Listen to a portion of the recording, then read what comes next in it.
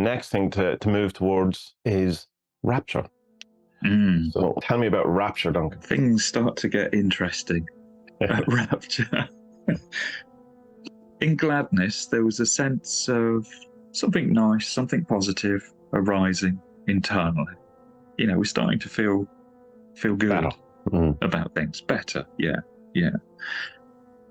What can happen at Rapture is this gets projected outside onto reality. If we're feeling good inside, then suddenly reality, the external world, starts to look better. Good. Yeah. And this can lead to entering into more extreme ecstatic states.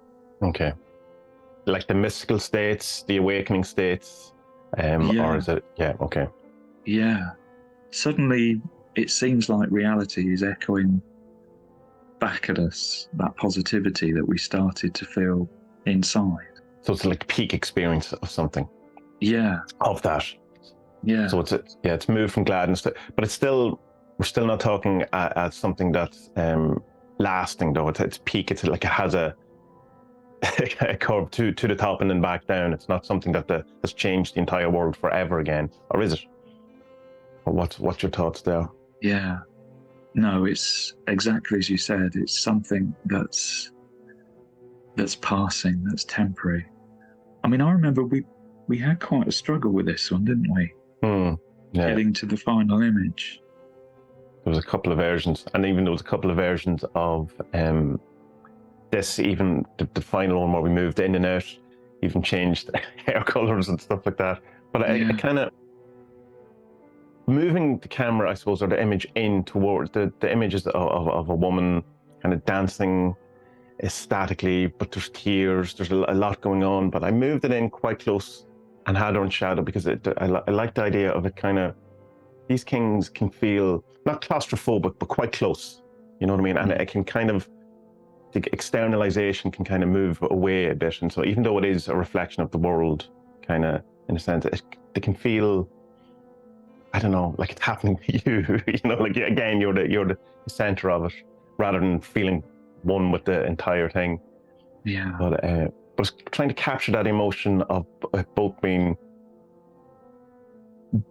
ecstasy, but there's not this necessarily that it's crying out of, say, a sorrow or something like that, but it's almost like it's too much, it's overload.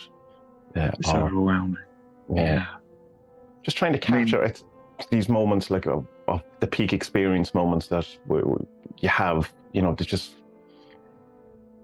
hard to describe, but I mean, they're very tangible, like you know what they are when you have them if you want, but it's like then trying to describe someone else.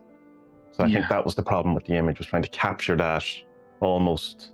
Well, how do you capture peak experience, really, like in an image? Well, I think you've done a good job, because when I look at that image, you can't tell whether she's happy, you can't tell whether she's in pain, you can't tell whether those are tears of joy or of devastation. And what you've got there, in effect, is an image of just intense emotion, an intense emotional reaction to something. Yeah. And the funny thing about Rapture is it's necessary. It's a necessary step. It's here in the Transcendental Nidanas.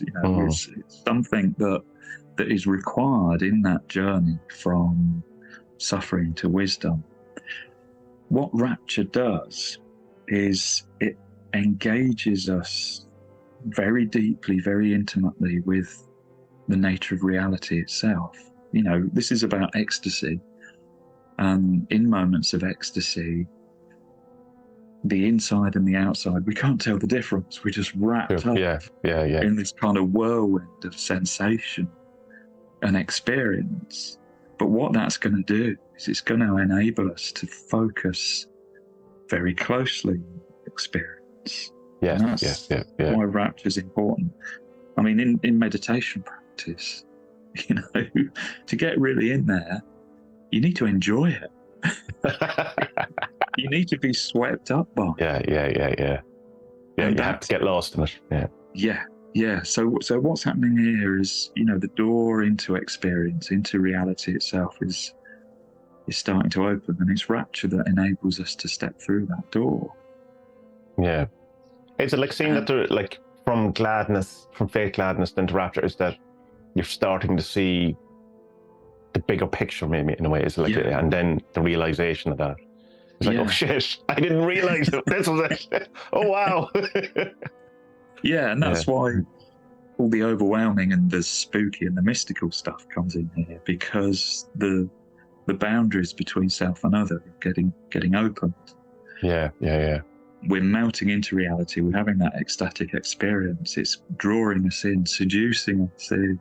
As that sense of subject and object falls away, that can lead to certain types of unusual experience.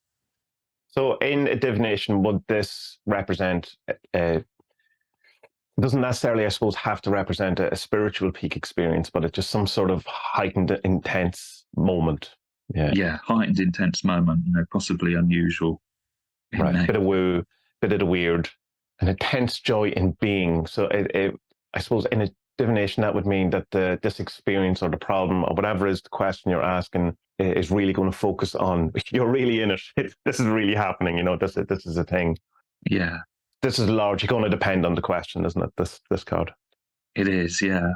If it came up in a divination, it would suggest an opening to something unexpected, a powerful experience.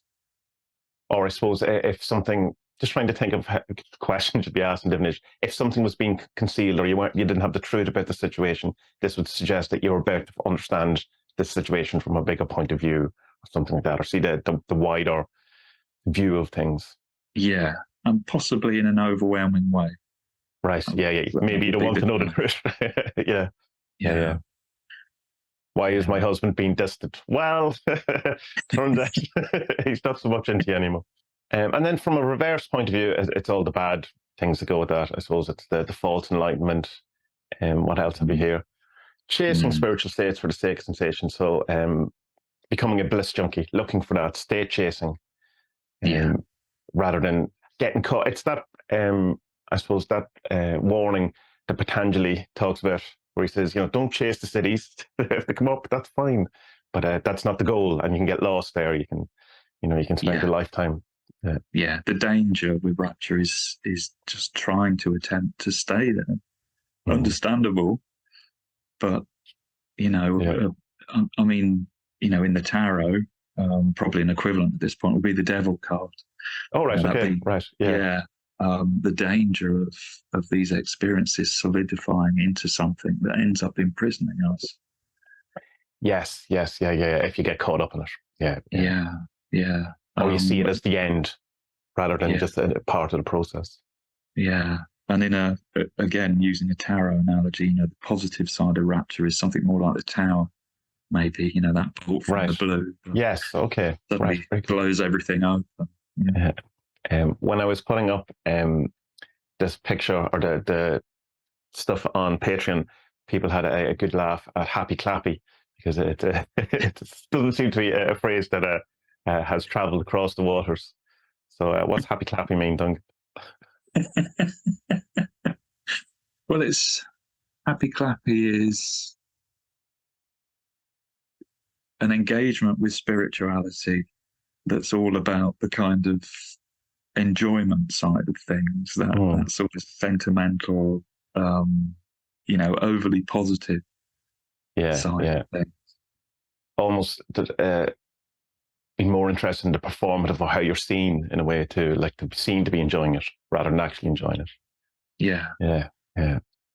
It's always the Hare Krishnas that come to mind. Yeah, exactly that. They're having a damn good time, aren't they, when they're dancing the street? But if that was all that there was to their practice, then that's what I would maybe describe as, verging on the Happy Clappy. Yeah. So all performance, no substance. Yeah. But you would hope, that they're doing other stuff apart from just dancing around. Well, eating good food. That's the other thing.